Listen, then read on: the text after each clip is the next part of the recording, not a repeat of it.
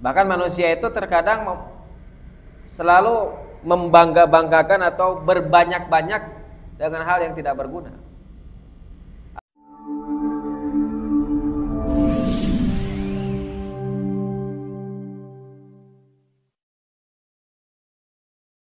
Wa nastaghfiruh wa na'udzu billahi min syururi anfusina wa min sayyiati a'malina. May yahdihillahu fala mudhillalah wa may yudlil fala hadiyalah. Asyhadu an la ilaha illallah wahdahu la syarikalah wa asyhadu anna Muhammadan abduhu wa rasuluhu alladzi la nabiyya wa la rasula ba'd. Alhamdulillah, segala puji hanya milik Allah yang telah memberikan kepada kita kesehatan, banyak sekali kenikmatan. Pada hari ini kita pakai kesehatan tersebut untuk hadir di majelis yang mulia, yakni majelis ilmu. Insyaallah pada kesempatan ini kita akan meneruskan pembahasan kita tafsir juz amma, yakni surah At-Takatsur, surah At-Takatsur.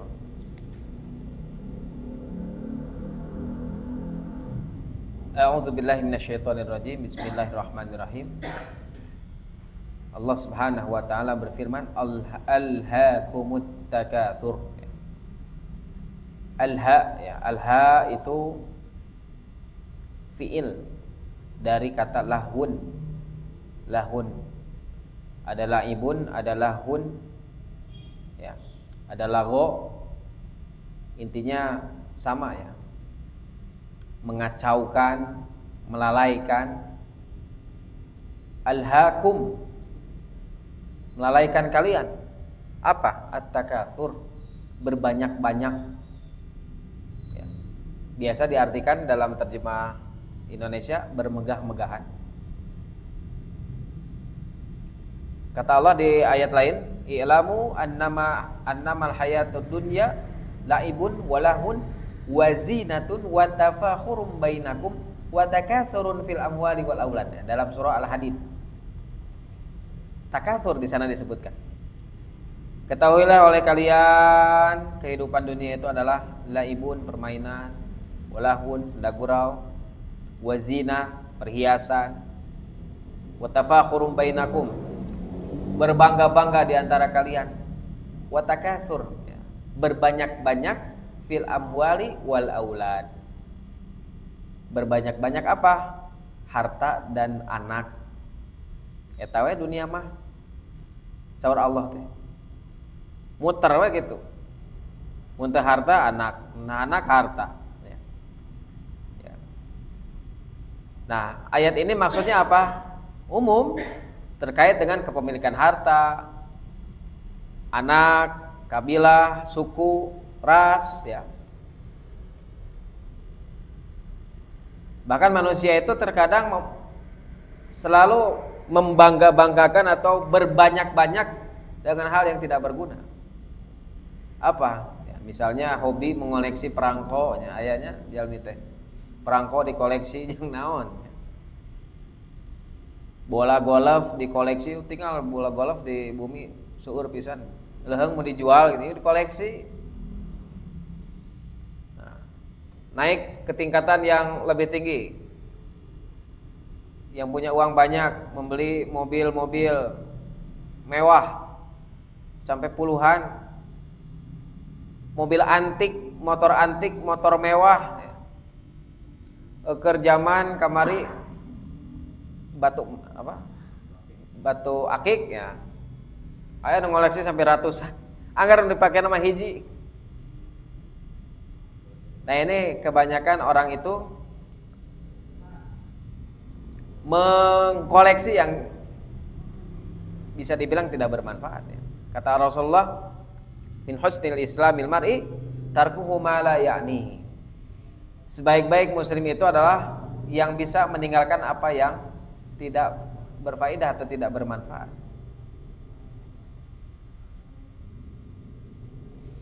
Nah, ini ada dalam hadis, ya, Rasulullah alaihi salatu wassalam, dalam hadis riwayat Muslim. an Mutarrifin an abihi qala ataitu Nabiyya sallallahu alaihi wasallam wa huwa yaqra'u alhaakumut takatsur. Mutarrif dari ayahnya, ia berkata, aku mendatangi Rasul Nabi Muhammad SAW. Beliau tengah membaca alhaakumut takatsur. Ayat ini yang sedang kita bahas. Qala, kemudian beliau bersabda, yaqulu ibnu Adam, anak cucu Adam berkata, mali, mali, hartaku, hartaku. Ya. Itu kan banyak manusia itu selalu harta, harta, harta. Ya. Wahallaka yabna Adam min malik illa ma akalta fa'afnaita aw labista fa'ablaita aw tasaddaqta fa'amdoita. Kata Rasulullah, hartamu wahai cucu anak atau wahai anak cucu Adam tidak lain adalah yang kau makan lalu kau habiskan. Eta cenah harta kamu mah. Beli makanan banyak sejutaan, anggar no dimakannya mah hiji-hiji. Teka tuang ternyata ya, banyak yang tidak termakan di kulkas, banyak yang masih disimpan. Akhirnya apa? Akhirnya jadi rezeki ayam, buang. Berarti itu tidak jadi rezeki. Yang jadi rezeki itu makanan yang dimakan. Kemudian apalagi aulabista fa'ablait, yang kau kenakan lalu kau usangkan, yang kita kenakan. Berapa banyak orang yang lomarina aya 10, bajuna aya 900, ya. Anggar nu dipake mah hiji. Atau yang kau sedekahkan lalu kau habiskan. Hadis riwayat Muslim. Ya. Mobil 100, anggar nu dipake mah hiji kan mobilna.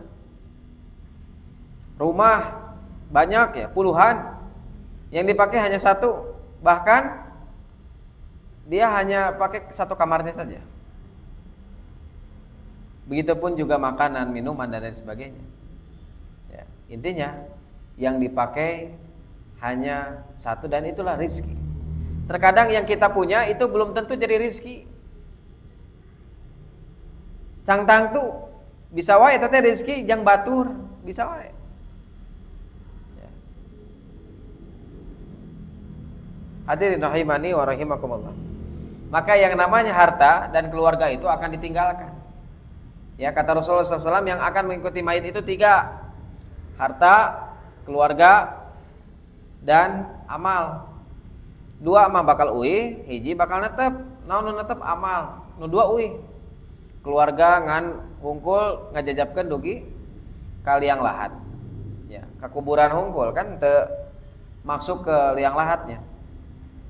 Hartanya cuma sampai parkiran hungkul, ya. Sedangkan amalnya akan terus melekat. Hadirin rahimani wa rahimakumullah. Kemudian Allah Subhanahu wa taala berfirman, hatta zurtumul maqabir, sampai kalian masuk ke dalam kubur. Maksudnya apa? Maksudnya kalian itu berhenti dari berbanyak-banyak, dari bermegah-megahan, karena kematian yang memberhentikan kalian. Maka ayat ini itu menjadikan kita berpikir, ya, mengajak kita untuk berpikir, masa harus kematian yang mengingatkan kita atau yang memberhentikan kita dari bermegah-megahan, dari mencari dunia. Ya. Sedangkan seorang itu, ya, harus ingat kematian. Makanya ayat ini itu mengajarkan kita agar kita itu ingat pada kematian. Seorang itu akan terus menerus cari harta terus saja puluhan tahun. Kalau dia tidak ingat kematian, maka dia mungkin tidak akan beribadah pada Allah Subhanahu wa taala. Padahal tujuan dia diciptakan kan untuk beribadah, bukan untuk bekerja. Ya, enggak ada. Wa ma khalaqtul jinna wal insa illa liya'budun. Karena kita diciptakan untuk beribadah, maka kerja kita niatkan untuk ibadah, maka di sana ada keberkahan. Ya, lamun misalkan umpamanya dagang, ya, umpamanya bekerja, ya, Kalau misalkan niatnya ibadah, dagang akan tidak curang, maka tidak akan terkena wailul lil mutaffifin. Ya. Atau bekerja tidak akan curang, tidak akan ada yang namanya korupsi ya dan lain sebagainya, karena diniatkannya ibadah. Ya, contoh seorang yang bermain bola 90 menit ya, Persib cenanya ayeuna nuju main. Dan moal terus-terusan main Persib teh. Engke aya masana berhenti 90 menit beres, udah istirahat. Maka dunia pun seperti itu. Akan ada waktunya beres. Nah, ketika beres itu apa yang kita bawa pada Allah Subhanahu wa taala? Maka seperti itulah kematian atau kiamat kecil kita. Jadi setiap orang itu punya kiamat kecil, kematian yang akan memberhentikan seluruh aktivitas di dunia. Aktivitas semuanya. Ya. Maka merugilah orang yang mengisi kehidupan dunianya ya hanya sebatas untuk mencari dunia saja ya. Padahal dunia ini muter-muter. Ayeuna awal bulan gajian. Balanjakeun. Engke habis. Gajian deui balanjakeun. Kitu muter terus dunia mah. Ya. Meser sepatu, meser tas gitu ya untuk anak misalkan sekolah. Kete rusak sepatu teh, tas teh. Nanti beli lagi tas, beli lagi sepatu, gitu aja terus. Muter dunia. Ya termasuk ya yang level elitnya pun sama kan. Gajian besar ya, miliaran. Beli rumah gedong, beli ini. Tidak puas, beli lagi. Habis mati dia. Diteruskan oleh anaknya gitu lagi ya. Muter ya dunia itu. Maka jika kita misalkan bermain bola atau naik motor gitu nya, umpamana mun inget maot mah naik motor teh moal ugal-ugalan sok. Misalkan ayo bakal pimaoteun, bakal picilakeun, moal ugal-ugalan. Kenapa banyak orang yang ugal-ugalan naik motor? Ya, karena dia tidak ingat kematian. Dia tidak ingat kematian. Beda lamun misalkan dia ingat, lamun misalkan orang ngebut, mun misalkan orang ugal-ugalan, urang teh bakal cilaka, bakal nyilakakeun batur, urang bakal cilaka, bisa we maot. Nah, maka dia akan berhati-hati ketika naik motor. Ya.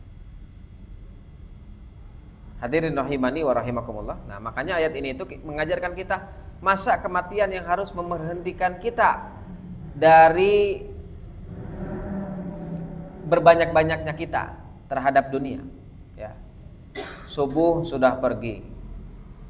Ya, terus siang ya, sore, malam pulang, tidur, subuh pergi lagi, malam dia tidak tahajud, malam dia tidak bangun, seperti bangkai. Apa bedanya dengan binatang kalau seperti itu? Karena nilai dari manusia itu adalah beribadah, tentunya. Makanya kata Allah dalam ayat ketiga, kalla saufa ta'lamun. Sekali-kali tidak, kelak kamu akan mengetahui akibat perbuatanmu itu. Nah ini kata para mufasir, ya dalam At-Tabari ya, An Aliyin qala, ya, kunna nasyukku fi azabil qabri gitu ya. Jadi kami itu dulu meragukan tentang siksa kubur. Hatta nazalat alhaakumut takatsur hatta zurtumul maqabir. Sampai turun surat At-Takatsur. Berarti ayat ini itu menjelaskan tentang siksa kubur. Banyak orang yang meragukan siksa kubur. Apa ayat yang mengisyaratkan adanya azab kubur? Ayat ini.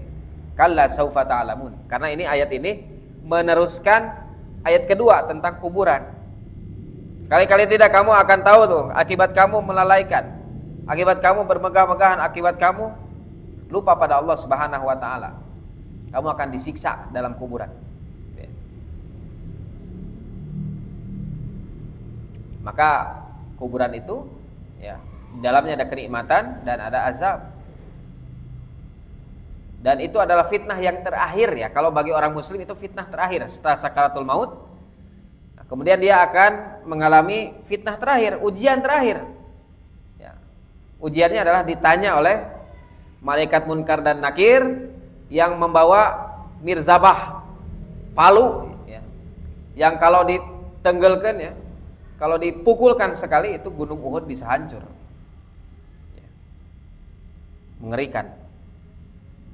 Tapi ketika orang mukmin itu bisa menjawab, ya, karena keimanan yang menjawab bukan otak, ya. Mun otak ngejawab, orang-orang Jepang bisa ngejawab. Orang-orang Jepang itu orang-orang pinter-pinter. Ya. Tapi keimanan yang menjawab, bukan otak. Allah Subhanahu wa taala kemudian berfirman, "Tsumma kalla saufa ta'lamu." Kemudian sekali-kali tidak, kelak kamu akan mengetahui. Nah, ini itu dua kali kok Allah disebutkan. Ancaman setelah ancaman, peringatan setelah peringatan. Dua kali. Ini menegaskan bahwa siksa kubur itu ada. Menegaskan bahwa yang namanya fitnah kubur itu ada. Menegaskan bahwa Allah tidak akan membiarkan orang-orang yang hidupnya hanya dihabiskan untuk dunia saja. Dalam surah apa? Al-Qiyamah, Allah Subhanahu wa taala bilang, "Ayahsabul insanu ayyutraka sudah." Apakah manusia mengira dia akan dibiarkan begitu saja tanpa pertanggungjawaban? Emang bakal diantapkan gitu kok Allah? Mual ditanya, mual di pertanggungjawaban, mual di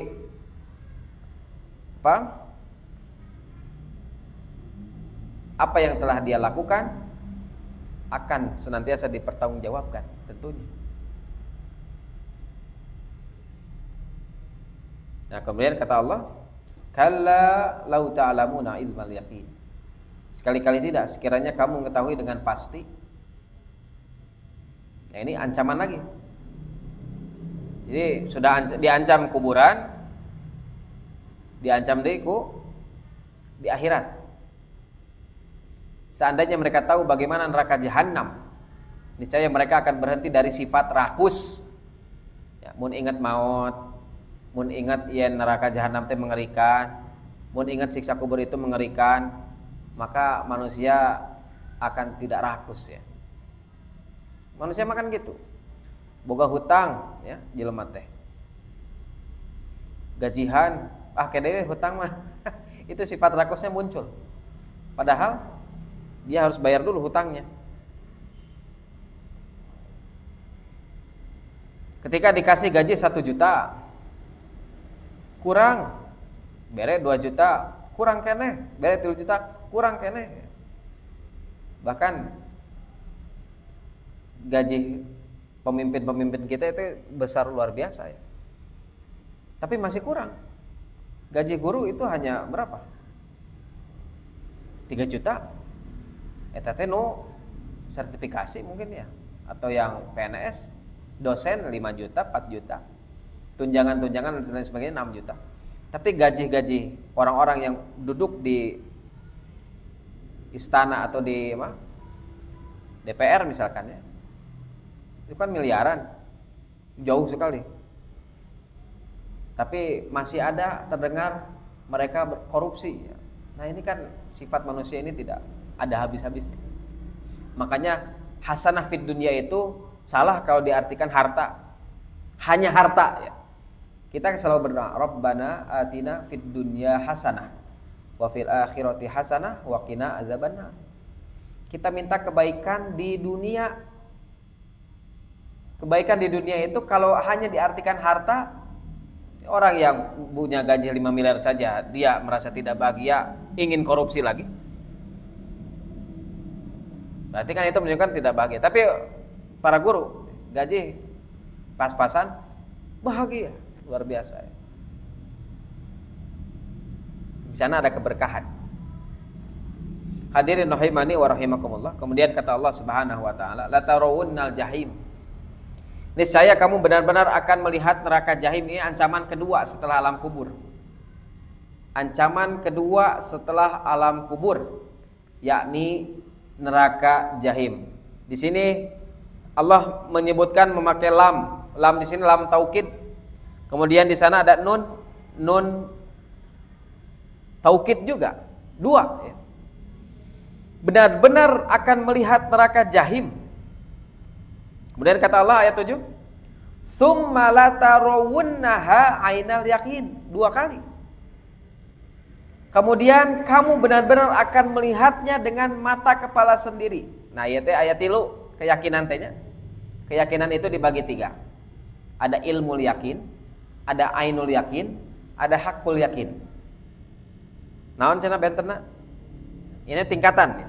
Contoh, seseorang sudah mengetahui dengan yakin bahwa Makkah itu ada, Ka'bah itu ada, Masjidil Haram ada, di dalamnya ada Ka'bah. Sudah tahu.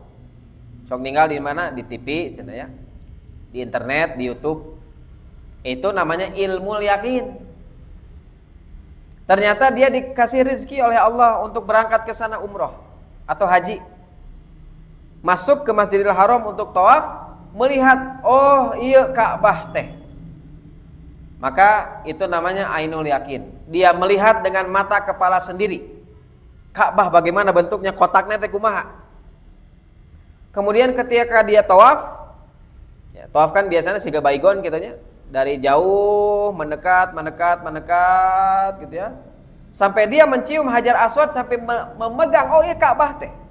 Ini rumah yang tua yang Allah ciptakan, yang Allah buat untuk manusia beribadah ya, pada Allah Subhanahu wa taala dengan menghadap Ka'bah tentunya. Itu perintah Allah, bukan berarti musyrik gitu ya. Perintah Allah Subhanahu wa taala. Dipegang Ka'bah teh, itu hakul yakin. Jadi ada tiga tingkatan. Ada yang pertama ilmul yakin, yang kedua ainul yakin, yang ketiga hakul yakin. Alhamdulillahi Rabbil Alamin.